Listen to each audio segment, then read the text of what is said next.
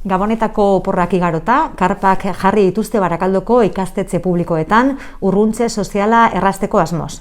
Albiste ona, dudarik gabe, berandua dator ere. Udan ohartarazi genuen ikasturtea ondo planifikatu beharra zegoela.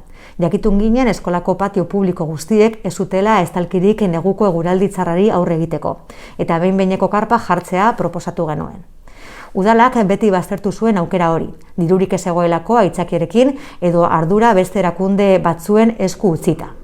Udalak eskumenik ez zuela esan da. Denborak erakutsi du EAJ gezurretan zela. Orain, karpetan gastatzen ari garen diru bera irailean inbertitu zitekeen. Diru publiko hori ez du olentzero ekarri, ezta errege magoak ere.